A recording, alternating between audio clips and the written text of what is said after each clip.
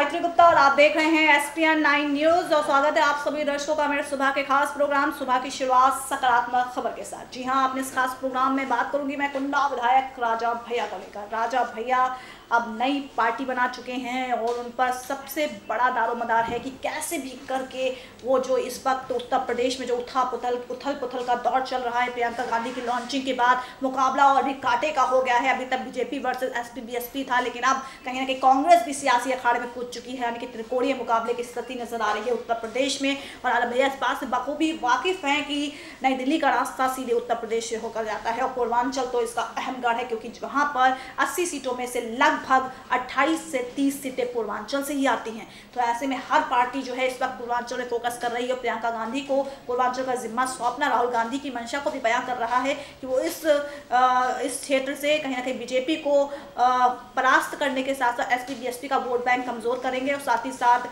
अपने आप को मजबूत करने की कहीं ना कहीं कोशिश उनकी इस बार रहेगी।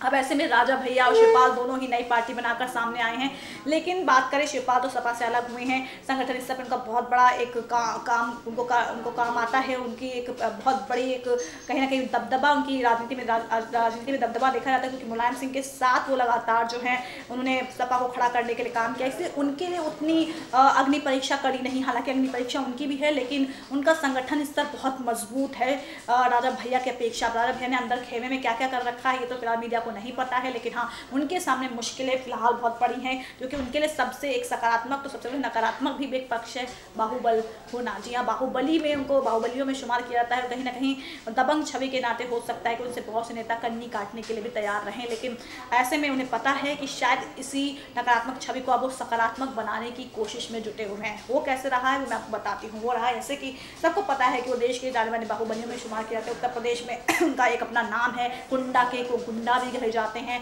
तूफान सिंह उनको बुलाया जाता है। उनका जब बयान सुनिए, उनकी भाषा शैली देखिए, बिल्कुल उनमें एकदम राजपूती शान जो है, राजपूत की शान नजर आती है। कुंडा क्षेत्र में चले जाइए तो हर कोई उनके नाम की तूती बोलती है, उनको हर कोई राजा भैया कहकर बुलाता है। लेकिन राजा भैया को पता है कि ये सिर्फ कुंडा की जनता कर सकती है, ये सिर्फ प्रतापगढ़ की जनता कर सकती है, लेकिन शायद पश्चिम उत्तर प्रदेश, बुंदेलखंड यावत का क्षेत्र नहीं कर सकता है।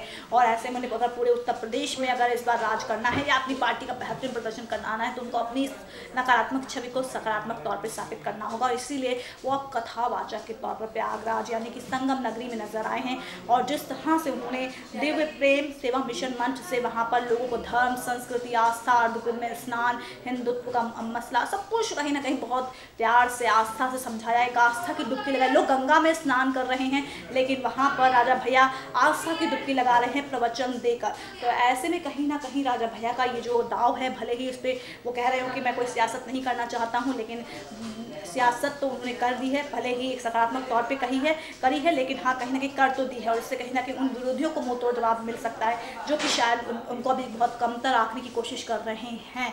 और ऐसे में प्रियंका का जो अभी क्या जादू चलेगा पूर्वांचल पे ये नहीं मालूम है, क्योंकि अभी वो देश वापस आएंगे, प्रेस कॉन्फ्रेंस करेंगी, अपनी पत्ते खोलेंगी, अपनी रणनीति बताएंगी, तो पता चलेगा कि आखिर क्या कुछ होने वाला है।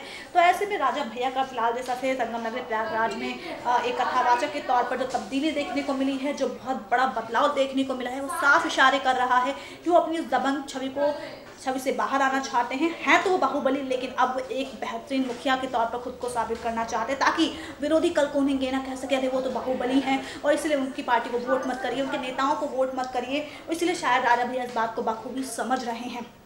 धीरे धीरे इंसान में परिवर्तन आता है और निस्संदेह उनकी सकारात्मक पहल है, सकारात्मक सोच है राजा भैया की, कि वो सकारात्मक सोच के तहत उन्होंने खुद को एक अलग तरीके से सियासी राजनेता के तौर पर पेश करने की कोशिश की है। उन्होंने मीडिया से भी कहा कि मैं यहाँ पे कोई सियासी बयान नहीं दूंगा, क्योंकि प्रयागराज में देखिए लगातार शिवपाल से लेकर अखिलेश से लेकर योगी आदित्यनाथ, स्मृति ईरानी, बहुत से नेता वहाँ पर आस्था की डुबकी लगा चुके हैं और अभी बहुत से नेता फेरिस्ट में हैं जो आने वाले हैं संगम नगरी में।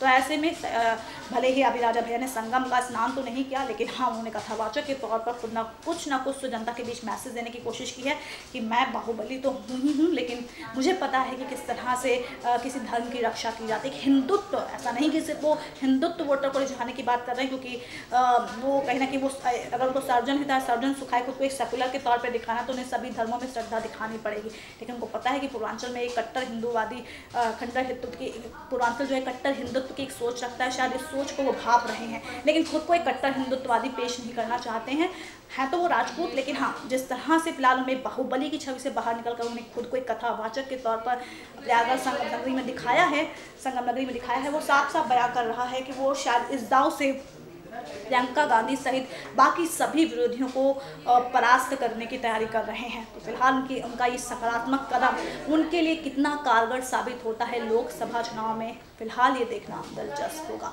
तो दर्शकों, आज सकारात्मक खबर में बस इतना ही। होगी आपसे फिर मुलाकात, लेकिन तब तक के लिए नमस्कार।